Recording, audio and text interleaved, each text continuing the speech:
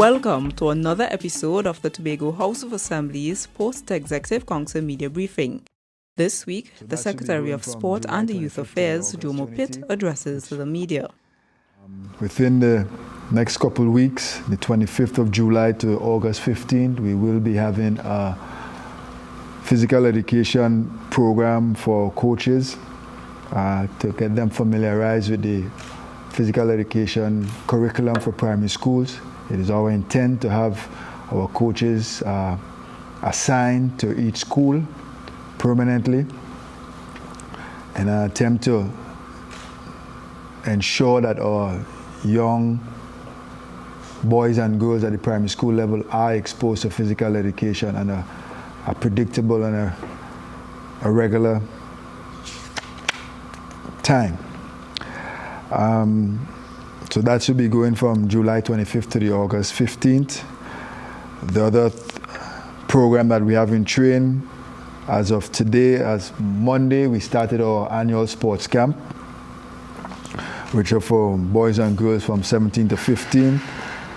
That started on Monday and ends on July 20th. The venues that we have are Shore Park, Roxborough, Mason Hall, and Turtle Beach. The YMCA at Kendall will also be one of the venues for swimming. Immediately after the sports camp, we will have our second annual district games, in which we have divided Tobago into 13 districts. The format in which each district will be participating in 3 disciplines: football, cricket and netball, football and cricket for both boys and girls. The numbers that we had last year, our first annual, we had 8 teams in cricket, 10 teams for netball, and 16 teams for football. This year, because of the success that we had last year, the numbers have increased. For cricket, we have a total of 12 teams, netball, 22 teams, and for football, 41 teams. This will be under 15, or categorized into groups under 15 and under 19. The island again will be further divided into 2 zones, east and west, with the entire games culminating on the August 19th. From an infrastructural standpoint, I know a lot of people are curious and regarding the repairs to Dwight Yorke Stadium. I know that is a burning issue. It started and it has stopped. The intent is to have it resumed next week, from what I was told by the UDCOT, the project manager. Electrical works will begin, as I said, next week, and should be a duration of 8 weeks. Included in that first package would be the roofing. As many would have noticed, the sheets of the stadium roof has been removed. We now intend to have that replaced, and that should start at the beginning of August, first week in August. In conversation with the Minister, Kojo, she gave me the assurance that the second package, which will take care of all the other works, which will include the plumbing, the wastewater treatment, the lighting of the car parks, and all extra electrical works, which would include the field lights. That funding has been approved, and work will begin immediately after the first phase. I dare say that would probably start in the next fiscal year, just to be on the safe side.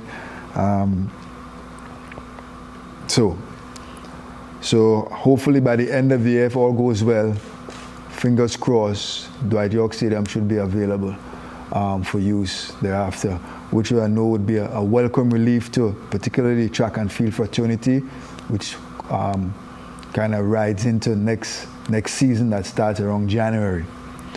And speaking about the track and field fraternity, we also would have, by the end of September, the refurbishment of the Shore Park gym, which would be an added benefit for sporting fraternity.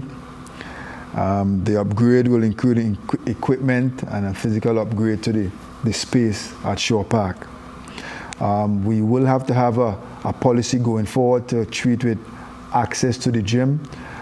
We will have a conversation with the sporting bodies, the governing bodies, to see how best we could have a program. At no time is the gym expected to be a public gym or a free public gym. There has to be a criteria as to who has access to it and when they do have access to it. So that will be worked out with the sporting bodies, the governing bodies on the island, and the public will be made aware accordingly. There are a number of grounds, or I said hard courts on the island that are in need, that we intend to upgrade the lights and change them over from the existing lights to LED lights, which is a cheaper format and allows us to implement a timing system. It is our intent that within this year and the next financial year that we upgrade all the lights.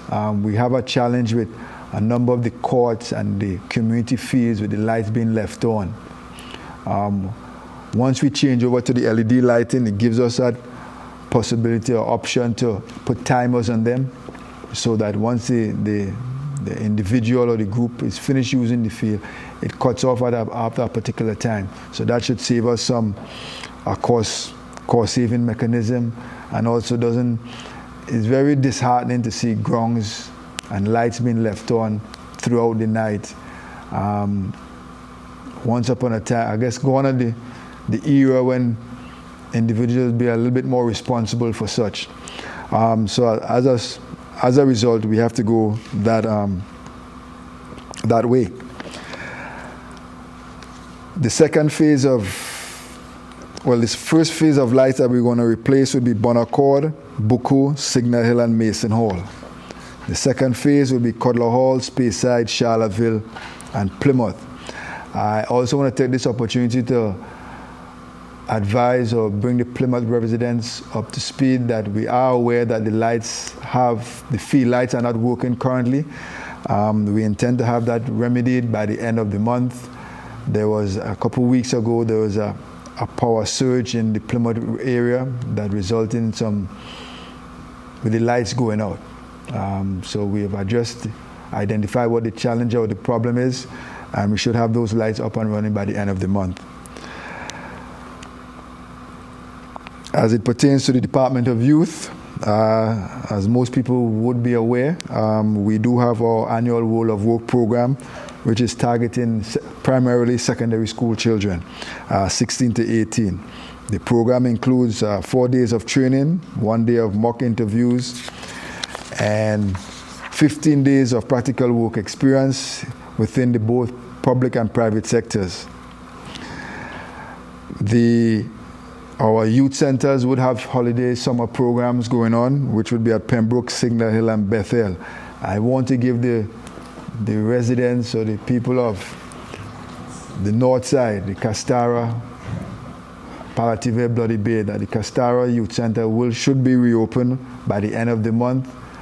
Currently, we've been using the Palative Community Center to have our activities, but now that the Castara Community Center has been refurbished and opened, we will resume our spot that we had there, and we should have that up and running by the end of July. In terms of the Dwight Yorke Stadium that you spoke about, yes, ma'am. What was the reason for, because that was one of the questions that I had for you, what was the reason for the stalling of works? From the information we got from UDICOT and from the ministry, it was the tendering process delayed the works. And you were saying by year end it will be available? All things being equal, it should be at the year end. We should be completed. What about the replacement of the lights at the various fields and the communities, right? Has there been an estimated cost to how much the initiative would come up to? No, I don't have that figure. I'd be more than happy to get that figure to you. we're not treating it as in packages per se. Some courts, some fields obviously will cost more. We have, like I said, we've targeted those that were suggested to us by the, particularly the hard courts, by the governing bodies that, which will be netball, particularly, who identified these courts as they have an active team and they would like them. What we've noticed that a lot of the courts, regrettably, are used for everything else but the designated sporting discipline. As we all know, small goal football on the hard courts is a common thing within communities. So we have targeted those communities that have an active netball team or netball teams, and we're targeting them first since we can't do all at the same time. I just want to go back to the question of the tendering process. Mm-hmm. What part for the Dwight Yorke Stadium? Right. What part of the tendering process was that was delayed?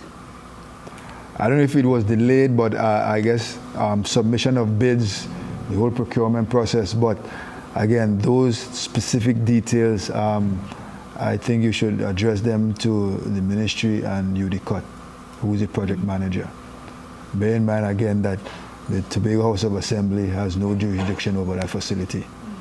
So just as the information is provided to us, I make the Tobago public aware of what's happening. So that is the information that we've had. By chance, could you say if they have now gotten those contractors? Well, yes, for this work with regards to replacing the sheets on the roof and the electrical works, those contracts have been signed, and work is to begin with regards to the electrical work. That starts next week, and roofing work is supposed to begin at the first week in August. Okay. So again, contracts have been signed. I guess between now and then, the selected contractor will be mobilizing to begin works. So it's the roof and the electricals that's sorted. What about the painting of the building itself? Is it the same job of one of those contractors? I suspect that would come under the second phase, in which I mentioned the 15 million that has been approved for all the additional work, which will include, I know the big ticket items would be the field lights, the water, the wastewater treatment, and also the car park, lighting of the car park. Those are the big ticket items. Painting, I suspect, I would like to believe, that painting and even replacing some of the seats, particularly on the uncovered side, would be addressed. Because I know that was part of the scope. Concerning the tendering process again, you said that a contractor was recently selected, but I noticed that the roof was already removed. Yes. Who removed, if we are now finding the contractor, who removed the roof in the first place? There was two separate contractors, one to remove and one to replace. Also, this was a new tendering process to replace? Yes. Thank you for staying with us for the Tobago House of Assembly's Post-Executive Council Media Briefing for the week ending July 7th, 2018.